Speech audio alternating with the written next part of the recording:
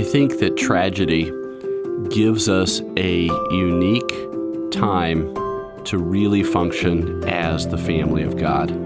God did not promise us that there would not be trial in life. He did promise us that we would not have to go through it alone, without Him or without His body.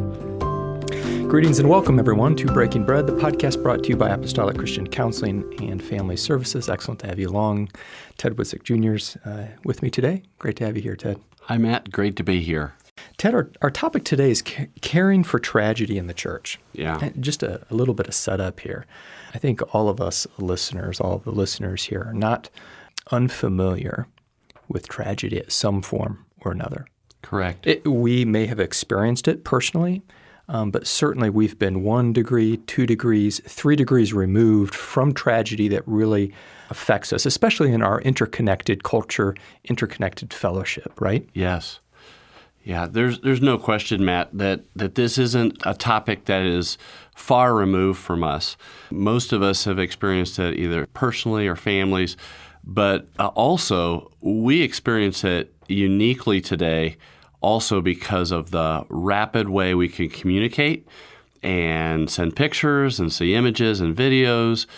We can know of an accident in another state or another country that affects us within seconds. So on one hand, that's a wonderful thing because we can pray and we can provide support. On the other hand, it can feel like sometimes like it is just tragedy after tragedy, almost like when's the next shoe going to drop? Yeah. And I liked how you said we can lend support. I think that really is the niche of this particular conversation. So what I'm really driving at here, Ted, and I'm glad for you to be on because you really are tapped very early on with support for those who have had tragedy. Okay. And we're going to narrowly educate, perhaps in this podcast, that supportive community. This large group of people that, again, might be 1 degree, 2 degrees, 3 degrees removed, but feel very much like, I want to do something. I want to do something. And what do I do? Loss and pain come to us in 1,000 ways. Yes. We're talking about this tragedy space. Yeah. Educate us on this. So one of the first things about tragedy is that it is something that is oftentimes unexpected and feels uncontrollable. Tragedy catches us off guard. And when it does, it gives us, depending on what it is, it gives us a sense of shock. Like, I can't believe that. And shock. Yeah. That is unique to tragedy. It is. And I think one of the things that happens is that we know that rough things are happening and painful things, whether it's natural disasters, whether it is man-caused tragedies such as, violent actions, whether that's terrorism or whether that's a robbery or an assault. We know there's all different kinds of things that happen, but it jars your sense of safety, your sense of control, and this kind of that bubble that we all like to live in. We all like to feel the sense of security, and it rocks and jars that sense. I really think that's important that you've kind of helped us with that space to help us know what the impact is on people. And as a psychologist, that would be something that you're very much in tune to. Definitely. Oh, so the pain that we're dealing with right here is one of tragedy. Okay, safety, shock, yes. Impact, security, control, yes. These are things have been upended. That's correct. And it's important to know, too, that depending on the kind of tragedy that occurs, when something is expected, like let's say, like a hurricane that's coming.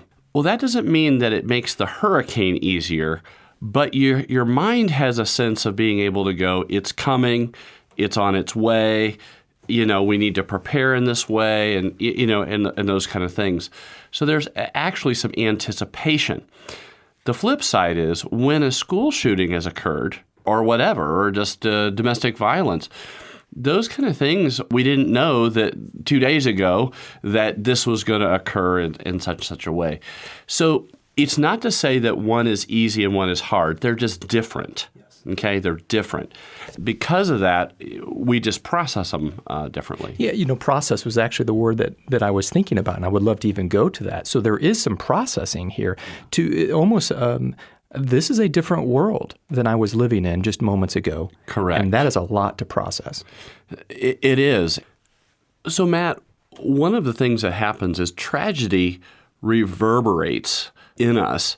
In our physical bodies, it can feel shocking. Emotionally, we can feel jarred. We can go straight to grief or numbness or sadness or anger. But also, it has spiritual reverberations. It can make us ask such painful questions of why and how could this happen? Those kind of things. And again, those are questions we see people in Scripture asking over time, the why and the hurt of that. We can also see this kind of sense that this isn't the way the world is supposed to work. Okay, this isn't supposed to happen, and we see that when you see an accident where a child dies. You go, this isn't supposed to happen. I'm trying to live my life right. Isn't this supposed to work out? And those are understandable questions, Matt. You've kind of spelled out that space of, wow, this is the uniqueness of tragedy. Okay, and so now let's go back to this support. Yes. Okay? This happening in the cradle or in the care of a church, okay, in a church community, right? We're all familiar with this. Again, I might be 1 degree, 2 degrees, 3 degrees removed from this. And now that that's been helpful, you've helped us articulate what that impact has been for those who have gone through it. What do we need to know as a community? Yes. What role do we play? Educate us. So one of the things I'd like to say is to know what phase of the tragedy that you're in.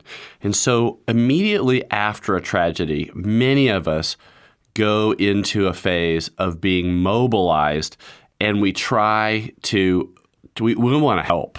And ultimately what we wish we could do is fix. That's what I want to do. I want to make that hurt go away. It's not that easy. We can't make it go away that way. But at the same time, we're oftentimes looking for something to do. And this is sometimes referred to as the heroic phase. In a natural disaster, this is when everybody goes into overdrive to get resources to support life and property and things like that after the flood, after the tornado, or after a fire. We go into overdrive. This is a beautiful thing when people are in that, they want to help. Many times, the feeling that I need to help is higher than there's actually things to do. We often mobilize well right afterwards, and I'm not trying to tell people to not do that. That's a very important time. But I will say where the real work of tragedy occurs is actually down the road.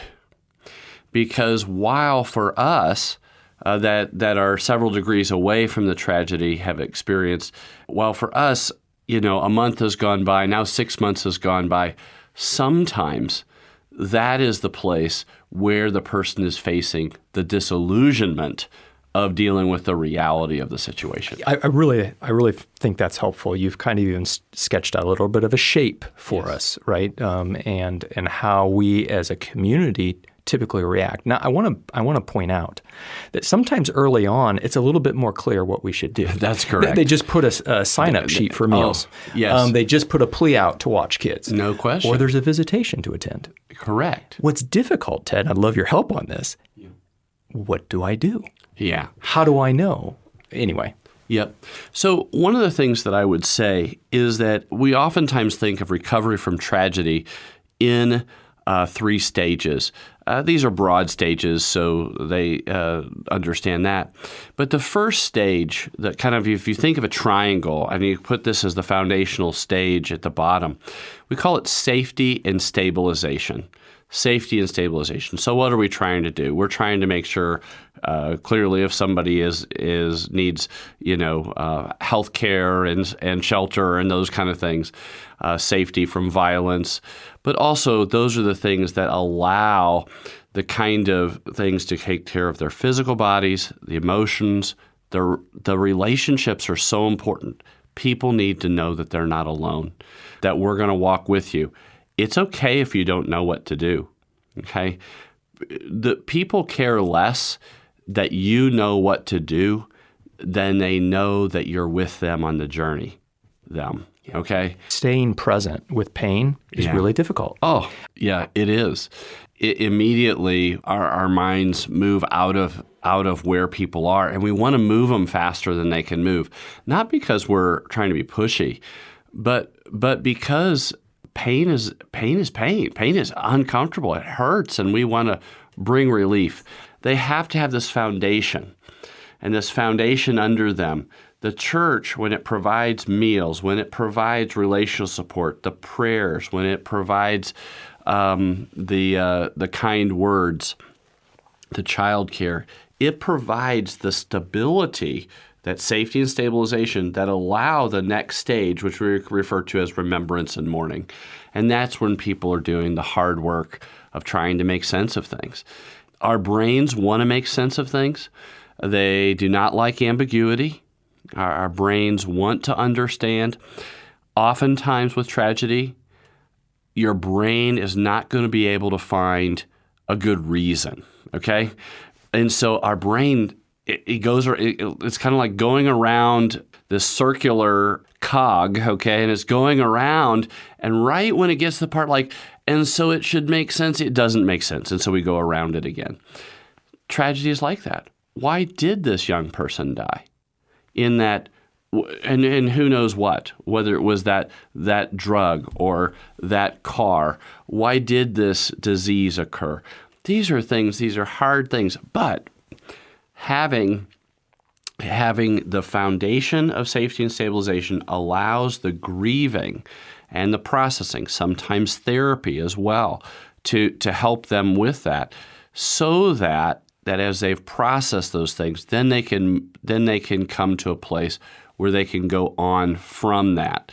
But it's going to be a process. Boy, I really like that. I like how you're building this pyramid of sorts, right? With the ground level of safety and stabilization, then moving on to this next piece of remembering, mourning, grieving. Speak to the emotions, both of supporters and maybe of the event. As you talked about initial response, first responders, I could get a sense of a very emotionally charged high, you might say, moment. Yes. So if we were to chart that over this pyramid as well, does that graph look a little bit different as time moves on? Yes. And how would you paint that for us? Oftentimes, early on, we're coming together, we're rallying the troops together. Over time, as people kind of come down from that, the reality of the situation, the changes occur, there's oftentimes a letdown. The adrenaline rush is gone. We're after all the support, the people. Sometimes people, especially when they've lost a loved one, they'll even wonder if people even remember that person or remember their pain. And so there is a depression of sorts, right? There certainly can be. Interesting. So it can be depression. It can be a sense of detachment, lack of socialization. It can be disillusionment. It can be just that feeling of why try, or those kind of things.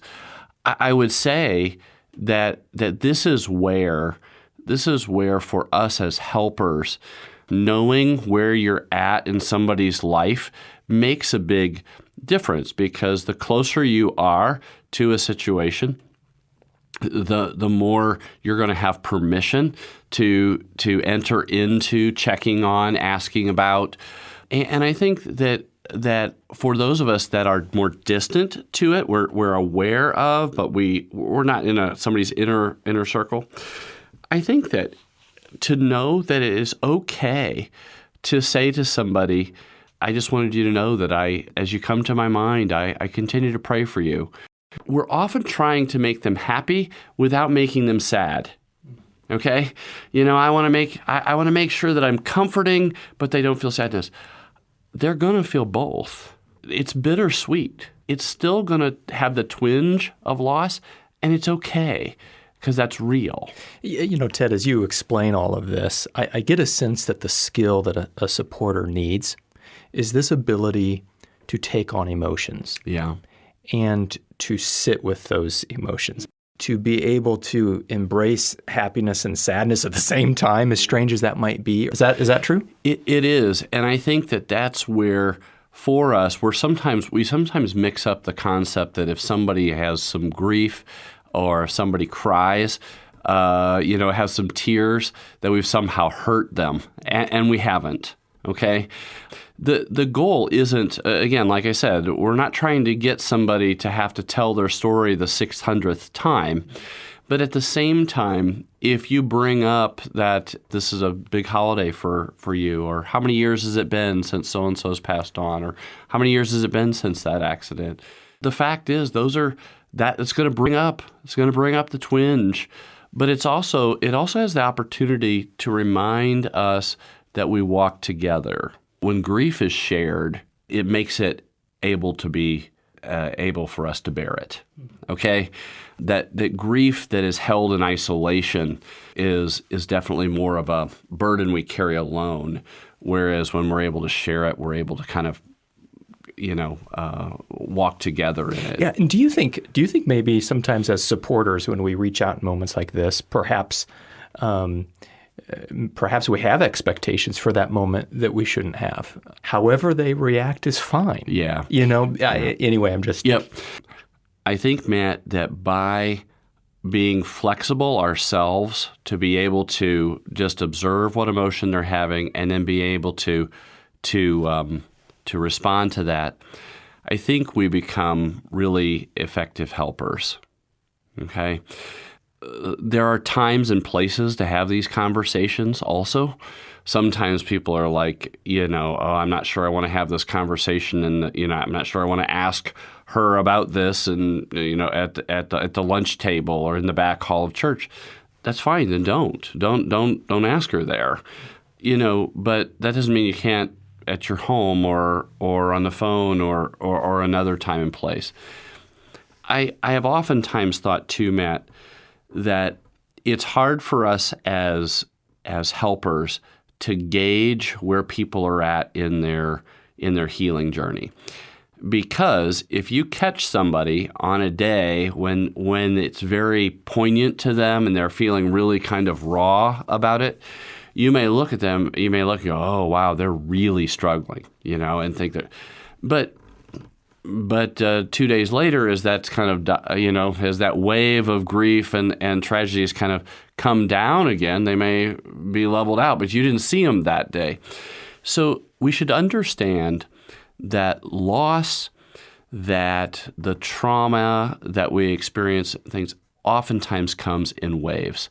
And those waves are oftentimes irregular waves. And so by just knowing that's part of the process, and that people do that differently, then we can tolerate it. Well, let me tell you what I'm learning from this, and that is, as a supporter and a helper, is just be slow to judge.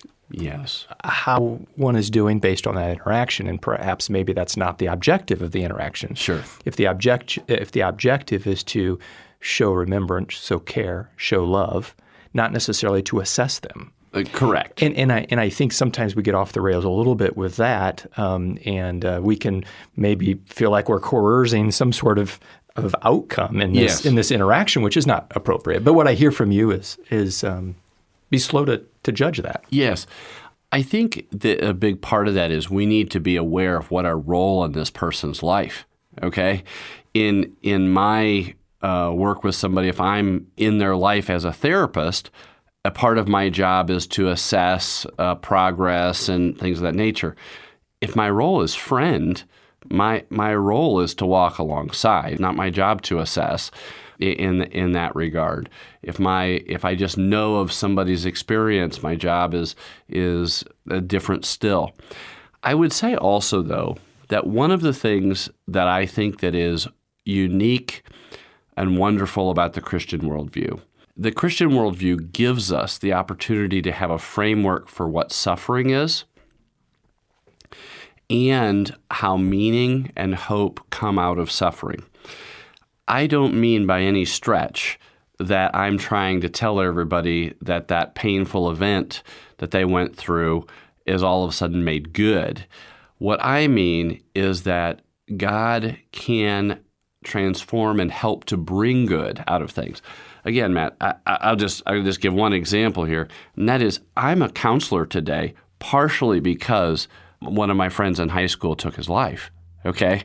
That painful event was a crucible in my life, and I'm not going to tell you that that was a good event. I will tell you that God has borne fruit from that in my life. Ted, I'm suspicious if this is part of that healing journey that you've talked about. So on the pyramid, you said Yes. at the bottom is that safety, security. Then that middle part is that grief. Yes, the remembrance and mourning. Is this meaning part of Yes. it? It is, Matt, and this is where we kind of come to the point, the upper part of that pyramid, and that's where people are coming to a place where they have new purpose and new meaning. One of the things that I think is beautiful about this is then when somebody has gone through something, and because they have the ability to show empathy and love to others in a way that they didn't prior. Okay? It doesn't mean they didn't love people prior, but I tell you what, when you see, for example, the parent who has lost a child talk to another parent who has lost a child, they have a kind of connection that is very, very powerful. I don't want to give the idea that you have to have had the same exact experience in order to be comforting. Okay? Actually, that's not true. You don't have to have had all the same experiences as somebody.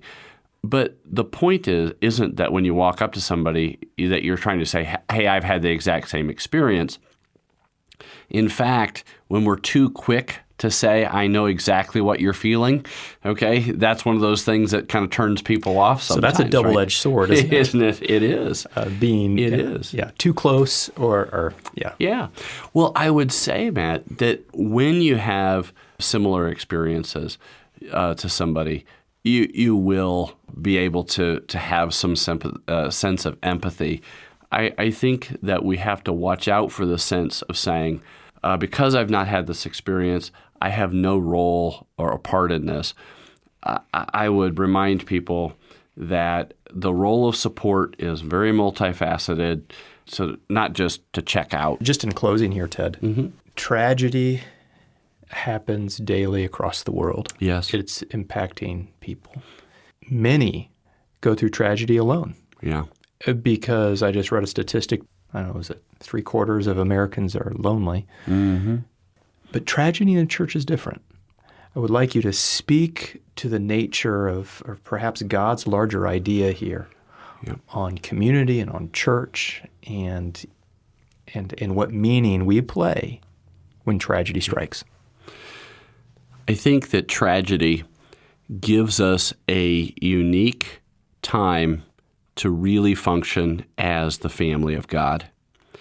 The fact that it is a community means that the different parts of the body can come around a person or a situation or many families. It gives the opportunity to pray. It gives us the opportunity, actually, to remember what's really important in life. And it does kind of cause us to reprioritize sometimes. And I think that it also gives us the opportunity to show the world what Christ is like and what Christ's followers are, what motivates them. As it says in 1 Corinthians 12, it's talking about all being parts of this body.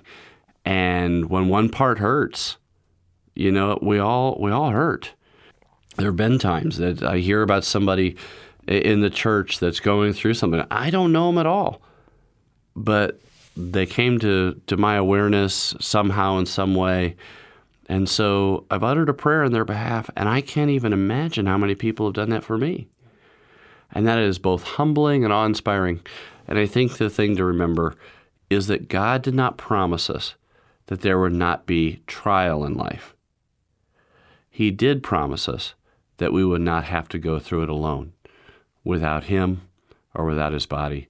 And I think that's just so beautiful. I think that's well said. Thanks, Ted, for bringing this topic to bear and giving us good instruction. And to our listeners, I think a nice companion, Ted, to this topic is you and Arlen did a webinar, Being a Caring Church. Yes. Folks could find that on our website. That would be a nice companion teaching to come alongside, I think, this podcast and some of the content you shared here. So thanks so much. You're welcome, Matt. Thanks each one for being on. I hope this topic is very near to us. It's not hard for us to see where it comes into play and is applied. And so I hope and trust and pray that you've been encouraged by it.